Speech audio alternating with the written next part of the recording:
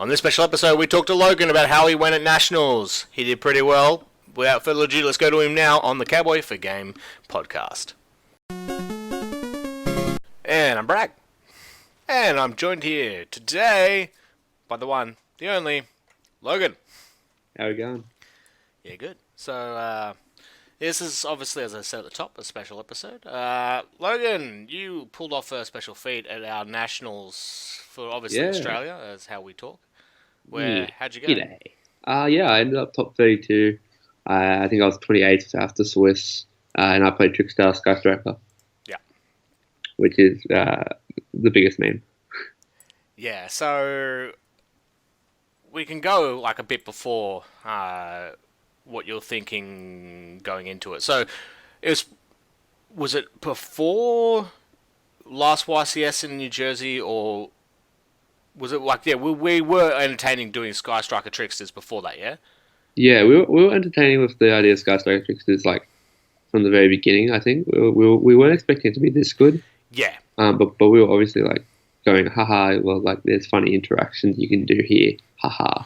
But as well as just it's just the free links. Yeah, like we were gonna go with we were always looking at the just like playing the Hornet drone. I never thought about playing the Widow Anchor, the Afterburners, and all that. Yeah. Like I was strictly going for the idea of like, I search this, make a Kagari, make another one. Never even thought about playing the Shizuku, like just playing this and going big. Yep. I think so that was like my first base idea, and then obviously other players had similar ideas, expanded on their ideas. I saw what was being played and made my own slight adjustments to face what I expected to be. Yeah. So after day one, going into day one. Going into day one first. So you tested a fair amount in the week actually, and you did a few games here. Yeah, I tested quite a bit, especially the night before. I had a fair few boys over at my house from about 1 p.m. till about 5. Then I went to work from 5 till 8, and then went straight to your house and tested with you. Well, not you because you dogged us, but with Harry and a few of the other boys for another 3 or 4 hours, which was good. We'll go into me dogging Nats in the next podcast. This is an interview. Ish. And so then going up in the morning, how confident are you? Like you do seem to give out a lot of confidence. Yeah, as someone who knows me, you know me very well, that I am quite arrogant when it comes to things I'm confident I'll do well at. This was an event where I was shitting myself. I had no confidence going into this event. Little bit of a backstory, if I could be afforded at the time. I didn't think I'd be able to afford the Sky Strikers before the event, so I was testing light swans probably from 3 weeks out. I remember that. You were there. Yeah. Yep. I was all in on the Nut Beast combo, but I ended up getting the Sky Strikers for fairly cheap. So I was like, I guess I'm playing the best deck, and I wasn't planning to go to Nationals at all because I had to stay for uni. Yeah. I was convinced to go to Nationals, but I said I'm not going to day 2. I go X2 on day 1 and get convinced to go to day 2. That I say I'm going day 2, but I'm not going to Oceanics. Yeah. But then, top 32 on day 2. Okay, well, let's try our luck at Oceanics. So I've gone from not going to any events this week to top 32 and now going to Oceanics. But I wasn't very confident. I think I sat down after paying the regiment and gone, so do I just give my opponent a handshake in game 1 and leave? Yeah. I was just saying it out loud. I had no confidence going into the event, and when I lost my first round, I was like, well, here we go. This is how I expect it to go. This will be X2, X3 drop. I was really not really keen to play. I was just kind of there for memeing, see some mates. And as the games went on, I got a bit more confident. Started to get that arrogance about me. When you talk to Jake, I think round 5 when I was the only one that was X1, I started getting a bit of arrogance into me. Where I was like, I'm back, bitches. Yep. And I think it was funny because I was talking to Michael Duke a lot because me and Duke get on quite well. And we were talking about Lachlan because Lachlan sent me a message going, can't wait to see you fuck up on the bubble again.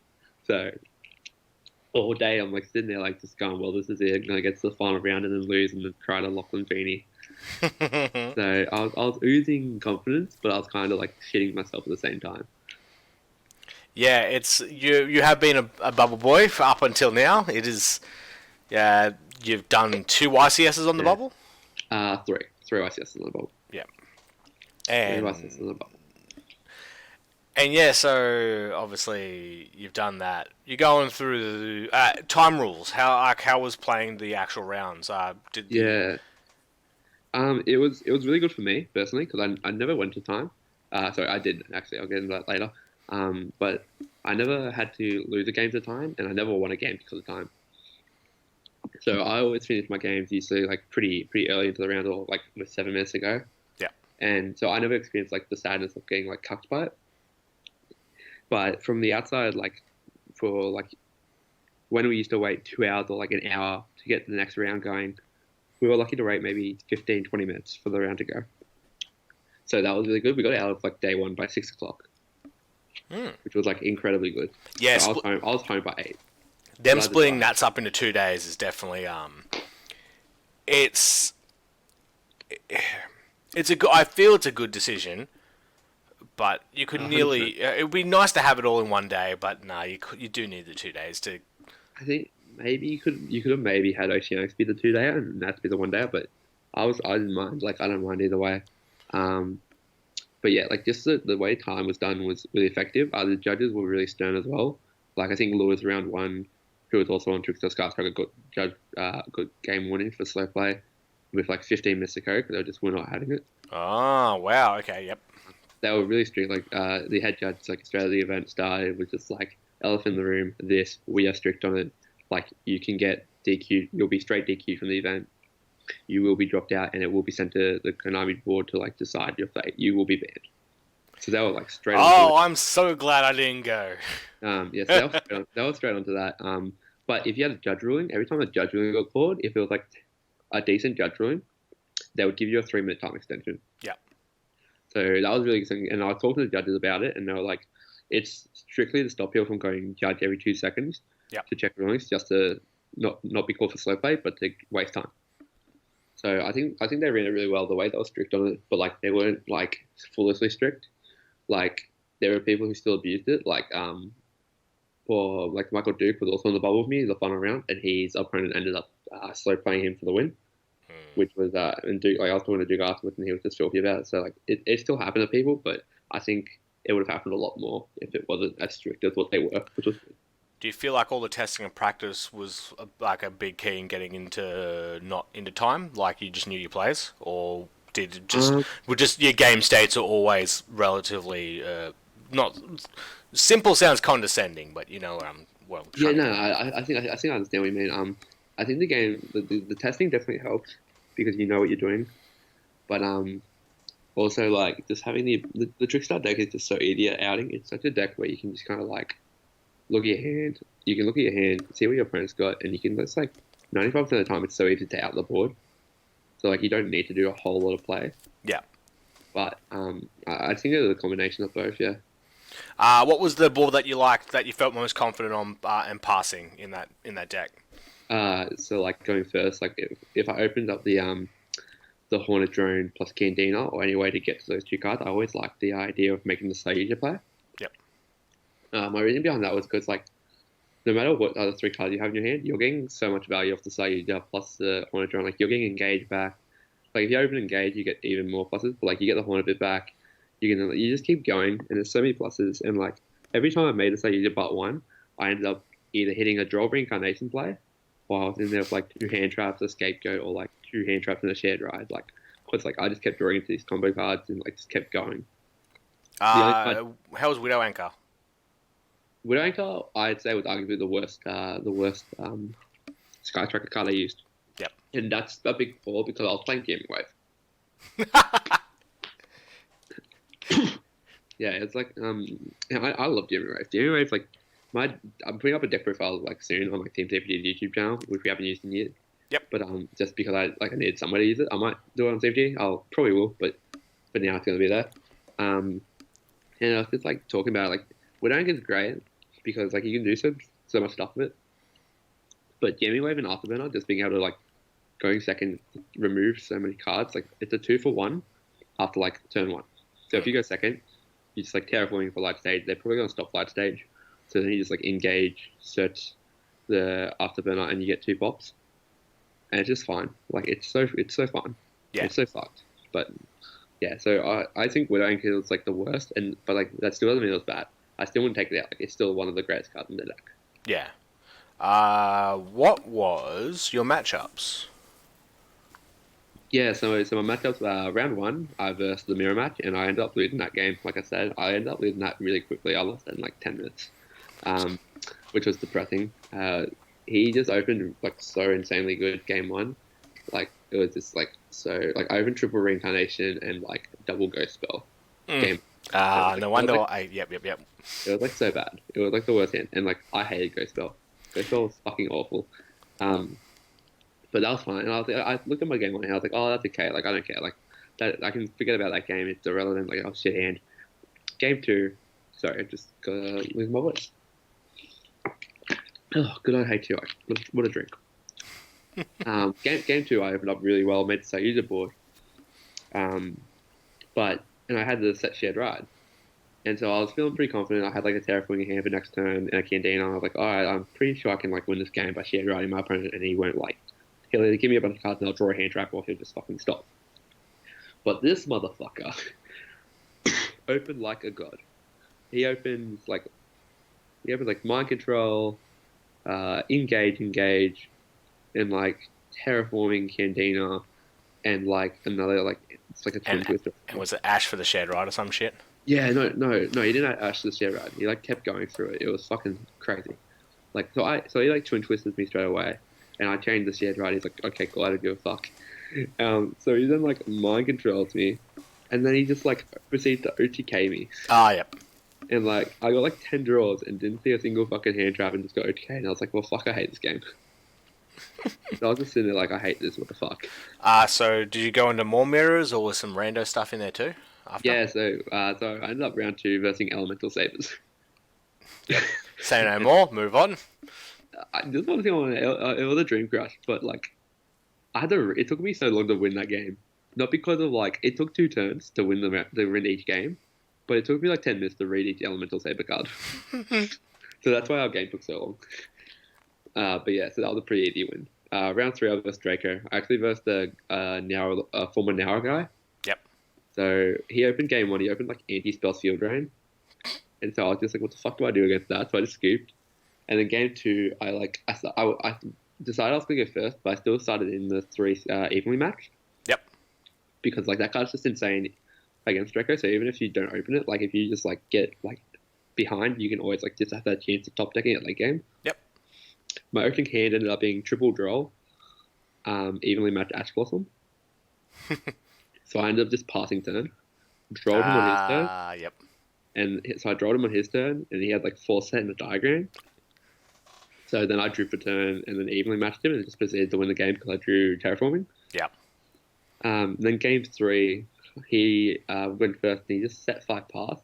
But my opening hand had double Night Beam. So I just proceeded to Night Beam Impermanence and Night Beam Skill Drain. And the other 3 were just like, I think it was like just other like the trap cards for True Draco with nothing to target. So I proceeded to just like get rid of every card and just like make a board that he couldn't beat. So the last minute Night Beam tech. Yeah, Night Beam was the thing that me and Andrew Jones came up with. He was talking. I went to his house to pick up an Ash Blossom, and he was talking to me about like this like such sneaky combos and like how he was looking at ways to out the. Sorry. Yeah, there was definitely rumblings of it earlier in the week online. Yeah. So I'm not sure if he had snuck it from there or if he's that much against reincarnation. He was like just how we were just like figuring out like ways like how could we interact with reincarnation before he like killed us. Yeah. And we were saying like, oh, what about that spell card that like you can't respond to? We could never figure out its name, and then so it's like both of us clicked at the same time, went Night Beam, and then so straight from there we're just testing it, and it was just like it's just so insane. But even though we weren't playing, we were playing Draco there, but like it was just such an insane card over the weekend, and like every time I used it against someone, they like looked at me for a second, and then they just like went, "What the fuck?" I mean, and that's the thing. It's outside of formats where there's plenty of chainable traps. It's definitely it's a guaranteed one. It's a guaranteed one for one. It's a trade. Like it's a Yeah, and like if they want to respond, like if they do want to use that card that you target, they have to use a two full. They have to use another card to interact. yeah. And so if they use a set card, it's basically a Twin Twister without the discard. Yeah, I mean, and depending on what the other card they're using is does. Yeah. So that was like round three. Round four, I also beat Invoke Sky Strikers, Yep.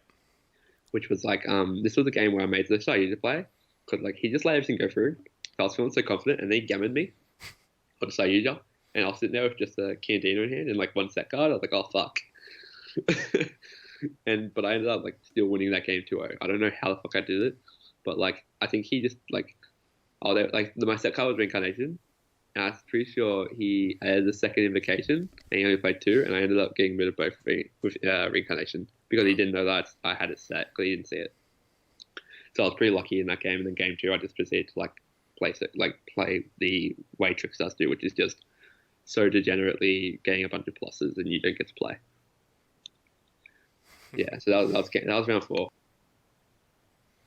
Any other notable matches? Like, was it from there on out? Like, once you get out of the Elemental Saber bracket, was it just like your Sky Strikers, Goikis, and No. So I only played two. I only played three mirrors in 9 rounds. Yep. So round five, I versed Spiral. I versed Spiral, Yep. and I beat that 2-0. Like that was an easy matchup. But round six, I ended up versing Lightsworn, and I fucking lost because the guy played Minerva, and then he proceeded to mill three Lightsworns off Minerva, which drew him into like a Snow, a Charge of the Light Brigade, and a Solar Recharge. Which sucks for you. That's one of the decks where like I always feel that you play better against decks that you've played before. Yeah. Because you know exactly the beats, you can nearly read their mind on what they would be looking for, what they're digging for. Then again, Lightsworn is a little bit different from that. But this was such a weird build too. Like it was a build that like I hadn't even thought about. Like he was playing such a weird like card. He was playing like the Twilight Sworn Lila. He was playing like Luminar. Yeah. He was playing Phalanx. He was playing Photon Thrashers. Like he was playing this like really weird build, and like I feel like it should break so much more than. Apparently he was 6-1. He was the same as me, X1 at that point. Yeah. He didn't end up top three doing it. Unfortunately, he ended up I think X3. Yeah. But like it was just such a weird build. So like he crushed me game one because of that Minerva draw. Game two, I just like played tricks to degenerate as fuck and won. Game three, he opens up like Photon Thrasher and like Snow and made Minerva, and he got to draw off the Minerva, and I was like, okay, just in case he has like the any way to search and keep going, I draw him there, and then he just goes, okay, that's cool. Drops the card out of his hand, and he drops Soul Charge. And he's like, okay, I'm just gonna like get 4 monsters back and make a shit board. And I was just like, fuck me. And yeah, so apparently like he hit the one. Well, that's where you stall for time. That's where you yeah. Like I probably could have like gone a fair while. There was only like 10 minutes left in the round, but like he was killing me next turn. Yeah. So then top 32, you get through. Yeah. So actually, just before we go into that, my round 7 was the mirror match, which Mind Control won me that mirror match. Mind Control is so good. Yep. Round 8, I beat Infernoid. I don't know how the fuck they were still there at the top tables. Like, that's unexpected. he was like, he's the one man who had ghost spells and like used them good. Yeah. Like he every time he would like Infernoid banish target the Trickstar, I'd chain the Reincarnation, and he would ghost spell the Reincarnation, and I would just sit there like, what the fuck? And he did that to 3 Reincarnations, and I was like so mad. And then round 9, I drew the mirror. Like we had a draw because he went to time, which was fine because like if neither of us lost anyway, like if we X2-1, we were both in, and I think he knew that. I didn't know that at the time, but he knew that. Yeah. So that's kind of what happened. And then so yeah, my ranking after Swiss was 28. Nice. Yeah. Yeah, pretty happy with that. My first Premier Top, that's how I got there. And then I proceeded to lose the mirror match, which was the worst game of Yu-Gi-Oh! I've ever played. Oh, boo. Yeah, so it was basically a dice roll. It was a mirror match, and he went first. He won the dice roll and proceeded to draw reincarnation me game one. Game two, I draw reincarnation him, and then game three, he draw reincarnation me. Hey, It was a very fun, interactive duel. it's we'll go into that. I'll ask you that question in a second. Well, no, we're here now. Draw. So reincarnation to 1, 0. Joel to Um, 1. What do you? yeah, What do you it's such a thing. Like you could you're hit playing either 2 card. reincarnation? I'm playing three. I was playing two at one point, but like you want to see it, and because I was making so you board so often, like I had the ability to shuffle back the cards I don't need. So if I did draw too many reincarnations, I could still shuffle them back. Yeah. So I ended up playing three. I think reincarnation going to one is not the solution. I think Droll probably has to go if you want to stop it completely. Because even if Droll goes to one, then it's like you have to hope you draw the non-searchable card. Yeah. While if reincarnation goes to one, you're still playing 7 copies of it. So almost like Sorry, like more than that. You play 3 terraforming, which gets you light stage, which gets you Cantina, which gets you it. So 3 light stage, so 6, 3 Cantina. No, you're playing 10 copies of it. so it's like Joel shouldn't be a card, and Yeah, I think Droll's the and problem. shared ride should have been a hand trap. Yeah, like the problem is like Droll is like, but Droll's so good as well. Like if reincarnation got banned, then Droll could stay around. Droll Like, could stay yeah, around. them both existing at the same time is a problem, Yeah, but then separately they're not a problem, right? exactly. Well, I, Joel's a bit Joel's a bit dog shit. Locking I out, there's you, been you, plenty. you do need a counter for searches, but I think the max C route is definitely the way to do it. Yeah, like, and I was talking to Andy Liu after I lost Tofu too, and he was reminding me about when Necron's format was around. There was a Droll combo with Pozel and Mice that made Durandal, and if they maxed you just like get Yeah. rid of their hand, which was funny. So like it's not like the first time Droll's been like a huge pain, but this one's just way more consistent. Yeah. That's So right, the Durandal. I think this one could be the reason Droll goes, but they're probably going to hit reincarnation to one or banned. If they Yeah. ban it, yeah, I don't think it matters. I think Trickstar's still like such a crazy deck that they don't even need reincarnation at this point. And here I am. I'm turning this nice little play interview into a bloody banless podcast. Yeah, Trickstar's So like, yeah, you do that. All right. You crashed out in top 32, but you still did yeah, well. What did you find out afterwards? yeah. So I went to this event with the like always with the sole idea of I'm not going to Oceanic or I'm not going to day two. I'm just here to like go as high as I can so I can get an invite to cuck someone else. Even That's though it's someone not. else. Yeah. That's someone else being Henry Trevelyan. I wanted to cuck him hard. That and also being the national champion, although doesn't mean as much. Yeah, Like, it's not. which, It's not a which is a game. weird side point. Like, I always think of Nats as a giant regionals, and I always forget there's a playoff. Like, I don't think of it as a YCS or Oceanics. I'm Yeah, like, oh wait, that's right. There's a playoff to decide the national champion. yeah, and I'll go into that in a bit later. Like there's like reasonings behind why I think it's similar. But yeah, so I just wanted to cuff people and try to get an invite to someone else couldn't, just to laugh at people. But turns out I went back in YCS Melbourne. I ended up playing in a regionals and coming second, losing to a very annoying person that was being a bit of a dick. And what I asked was, did first and second get invites? And the judge told me no, only first. And so I was kind of like a bit salty that I lost to an annoying person. He left, I left. It turns out he already had his invite before that. So I got passed down, but I never found out. And so when it came up on the board, who had got their invites, next to my name it told me I'd gotten a pass down from YCS Melbourne Regionals. And so instead of cucking people, I've actually given someone who shouldn't have got one the chance to get an invite. And so it was And all for nothing. You could have studied yeah, and then made the pitch to go back in on Monday yeah. So I could easily. have studied for my exams, could have done things. You could have gone to Nats, play the best deck, 'cause I would have let you like use the best deck. Yeah, well, this would 100% change preparations. Like, Yeah, you would have because played Draco, even though Draco was like a really good deck for the event. Like I free wasn't Draco keen stuff. on Draco for. I would be keen on Draco for Oceanics, but I wouldn't want to. I wasn't keen for it in Nats. After versing heaps of rando decks, it just. Well, Yeah, and that's I so actually think then. that was the problem with your testing. If you don't mind me saying that. Uh, the difference between nationals and YCS is like that testing that you did with like the rando decks is good for YCS because the No, first four no, no. rounds. Also, Nats. You said yourself you versed an element saver. Yeah, but that's like one, and then I versed pretty That much. doesn't matter. I As versed soon like as you verse those, like as soon as you do those 2 rounds, I don't know. there's still randos in Nats, dude. I think yeah. There's definitely still randos, but I think the majority like your chances of drawing a rando are much lower at Nats than they are at YCS. And that's why I think like the ability to play Draco was so good because like Trickstar Sky Tracker was such a high represented deck at Nationals. While at YCS, even it still would be the highest represented deck. It would be like only like half the percentage it was for Nats because you got so many more casual players just going for a mat. If you Yeah, know what I mean. But I yeah, think yeah. with Draco, And yeah, Draco's the worst matchup for the deck, and so like if you can like just pull off like a bit of luck on your side, no, which is no. Well, the way.